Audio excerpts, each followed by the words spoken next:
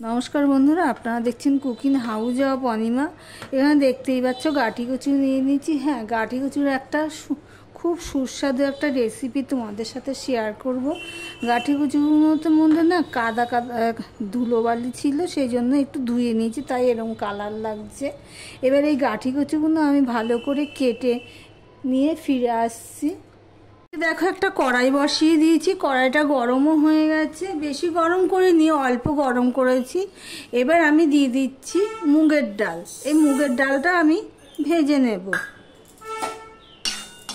ভিডিওটি স্কিপ করো না, তাহলে বুঝতে পারবে না কিভাবে করছি। আর বন্ধুরা, তোমাদের একটা কথা বলছি, ভিডিওর শুরুতেই একটা লাইক করে দিও। আর আমি অনেকের ভিডিও পুরোটা দেখছি, দেখার পরে যে কমেন্ট করতে যাচ্ছি অমনি কি হচ্ছে, কমেন্ট অ্যালাউ না, মানে কমেন্ট অপশনটাই আসছে না, কেন জানি না। কার কার এরকম হচ্ছে প্লিজ একটু বলবে বন্ধুরা।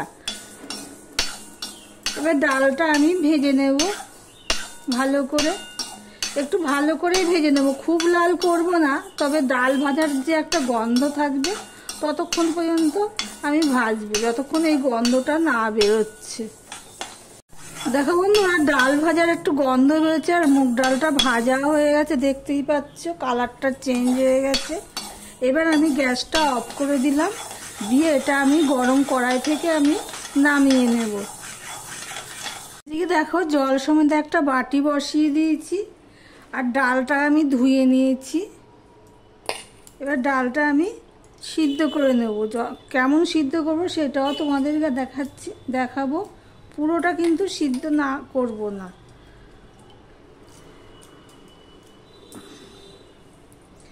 এই পর্যন্ত যারা ভিডিওটি দেখছো লাইক দিয়ে কন্টিনিউ করো। আর আমার ভিডিওটি যদি ভালো লেগে থাকে প্লিজ লাইক কমেন্ট শেয়ার করে দিও। আর যারা নতুন বন্ধু ভিডিওটি দেখছো এখনো পর্যন্ত সাবস্ক্রাইব করোনি, তাদেরকে বলবো সাবস্ক্রাইব করে পাশে থাকার জন্য। তোমাদের সাথে কথা বলতে বলতে ডালটা আমি সম্পূর্ণটা দিয়ে দিলাম। জলটা অল্প গরম হয়েছে, এবার ডালটা সিদ্ধ হওয়া পর্যন্ত আমি অপেক্ষা করব। দেখো বন্ধুরা, ডালটা আমি সিদ্ধ করেছি। কেমন, আমি গ্যাসটা কিন্তু অফ করে দিচ্ছি। দেখো, ডালটা কিন্তু গোটাই রয়েছে, দেখতে পাচ্ছ, অথচ চাপ দিলে এইভাবে একদম ভেঙে পেস্ট হয়ে যাচ্ছে।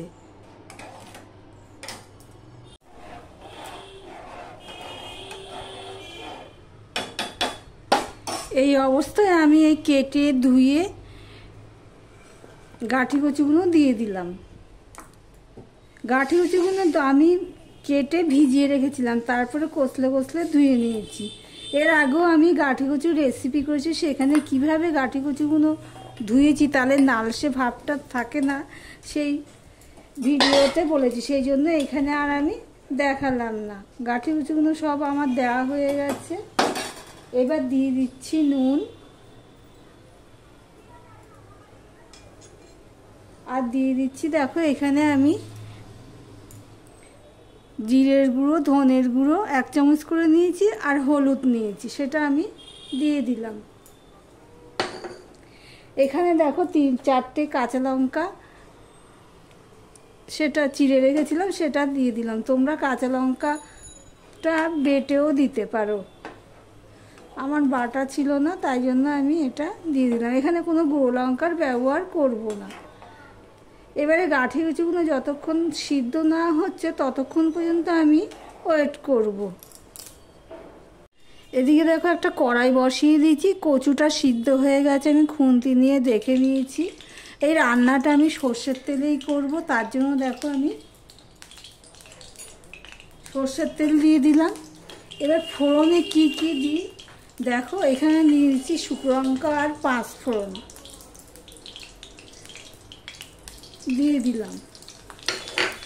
আর এখানে দেখো নিয়ে নিয়েছি রসুন কুচি, ধনেপাতা কুচি আর টমেটো কুচি।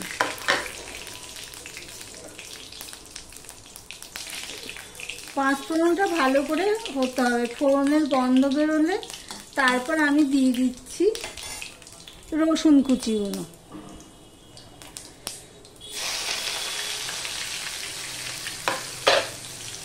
রসুনটাকেও আমি লাল লাল করে ভেজে নেব।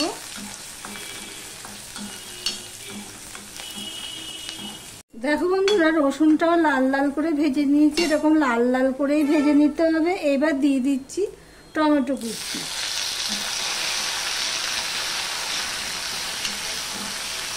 টমেটোটা একটু নরম হওয়া পর্যন্ত অপেক্ষা করব। তবে টমেটোটা আমি কিন্তু গলাবো না, একটু নরম হলেই দিয়ে দিচ্ছি আগে থেকে সিদ্ধ করে রাখা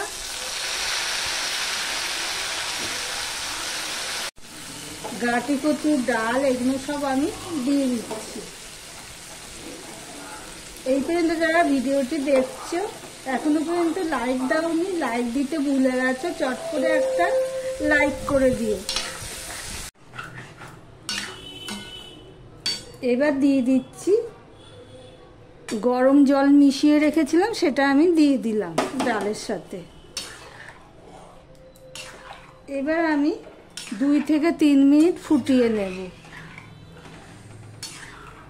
বন্ধুরা, আমি ফোটানো হয়ে গেছে। এবার আমি দিয়ে দিচ্ছি চিনি। একটু মুগ ডালের রান্নাতে তো একটু চিনি দিতেই হয়, নাহলে খেতে ভালো লাগবে না।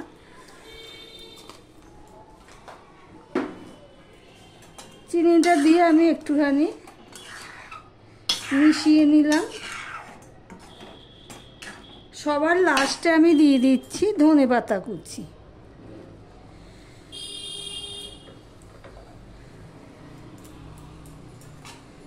ধনেপাতা কুচি দিয়ে আমি আর ফোটাবো না, গ্যাসটা আমি অফ করে দিলাম।